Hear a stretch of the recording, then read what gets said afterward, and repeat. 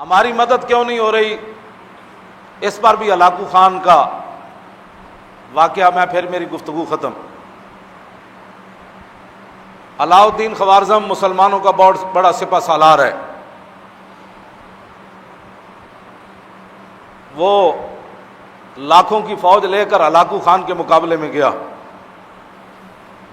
عین جب لڑائی کا موقع آیا تو علاؤ الدین خوارزم نے اپنی فوج کو واپس بھیج دیا اور خود بھی واپس پلٹ آیا کہ ہم نے نہیں لڑنا ہلاکو خان سے۔ لوگوں نے کہا کہ یہ آپ نے کیا کیا ہے؟ وہ بغداد کی اینٹ سے اینٹ بجانے آیا ہوا ہے اور آپ فوج لے کر واپس آ گئے، کیوں نہیں لڑنا چاہتے؟ توجہ کرنا، ہماری مدد کیوں نہیں ہو رہی؟ علاؤ الدین خوارزم کہنے لگا کہ میں ہلاکو خان کی فوج کا مقابلہ نہیں کر سکتا۔ اس نے کہا کیوں؟ اس نے کہا جو میں نے سنا نا اور جو میں نے دیکھا تم نے نہیں دیکھا۔ انہوں نے کہا تو نے کیا دیکھا؟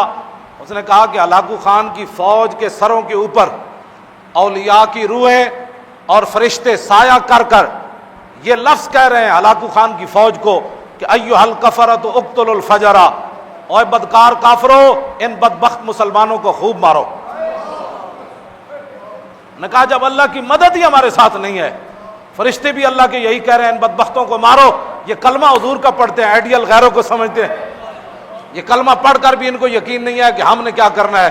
انہوں نے پاکستان حاصل کرنے کے بعد 69 سال گزار دیے حضور کے دین سے خوف زدہ کرتے کرتے، آج بھی حضور کے دین کو انہوں نے ہوا بنایا ہوا ہے۔ اسلام آ جائے گا تو ایسے ہو جائے گا، اسلام آ جائے گا، لوگوں کو ایسے ڈراتے ہیں جیسے ڈاکوؤں سے ڈراتے ہیں۔ اسلام کو انہوں نے ہوا بنا دیا۔ انہوں نے کہا کہ ایھا الکفرۃ اقتلوا الفجر، اوے کافرو ان بدبخت مسلمانوں کو خوب مارو۔ اس نے کہا جب اللہ کی تائید ہی ہمارے ساتھ نہیں ہے۔ جب خالد بن ولید پھنس گئے تھے نا شام کے محاذ پر، اور پوری فوج نے، ہزاروں کی فوج نے، ان کے 10 بڑے بڑے سپہ سالاروں نے خالد بن ولید کو گھیر لیا تھا اور صحابہ کو پتہ نہیں تھا کہ خالد کدھر گئے۔ خالد بن ولید تنے تنہا ان کے تعاقب میں نکل کھڑے، انہوں نے پہچان لیا۔ ان کا سپہ سالار کہنے لگے یہی وہ بندہ ہے جس نے پورے دنیا کے اندر اپنی طاقت کی دھاک بٹھائی ہے، آج اس کو مارو تو ہر چیز واپس لے لو گے تم، اس سپہ سالار کو مارو۔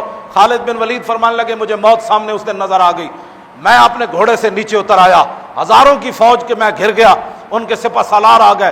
آپ فرماتے ہیں کہ ہاتھیوں کی طرح ان کے سپہ سالار تھے جنہوں نے مجھے گھیرا۔ جب خالد بن ولید، اس صحابہ کو پتہ ہی نہیں ہے خالد بن ولید کدھر گئے، تنے تنہا ان کے پیچھے بھاگ کھڑے ہوئے۔ جب یہ صورتحال بن گئی تو تھوڑی دیر کے بعد انہوں نے کہا کہ خالد آج نہیں بچ سکتا۔ تھوڑی دیر کے بعد پیچھے سے جناب آواز آ گئی، خالد بن ولید کے پیچھے حضرت کاکا آ رہے ہیں، حضرت مثنیٰ آ رہے ہیں، حضرت شرحبیل آ رہے ہیں، بڑے بڑے جرنیل صحابہ پیچھے سے گھوڑے دوڑاتے ہوئے آ گئے۔ کافروں کے اندر تھر تھلی مچ گئی۔ انہوں نے کہا کہ یہ کیا بنا ہے؟ آتے ہوئے انہوں نے ساری فوج کو بھگا دیا۔ تو خالد بن ولید نے فرمایا کہ آپ کو کس نے بتایا کہ میں ادھر پھنس گیا؟ انہوں نے کہا کیا بتائیں، کس نے بتایا؟ جب ہم جنگ ادھر بیٹھے ہوئے تھے تو آواز ہوا سے گزرتے ہوئے فرشتوں نے کہا تم ادھر بیٹھے ہو، خالد پھنس گیا۔ جب اللہ کی تائید ہو تو پھر ہوا میں فرشتے بھی جرنیلوں کو آ کر کہہ دیتے ہیں کہ تم یہاں بیٹھے ہو، خالد ادھر لڑ رہا ہے۔ اور جب اللہ کی تائید ہی نہ ہو اور مسلمان گھر میں بیٹھے اسلام کے خلاف باتیں کرتے ہوں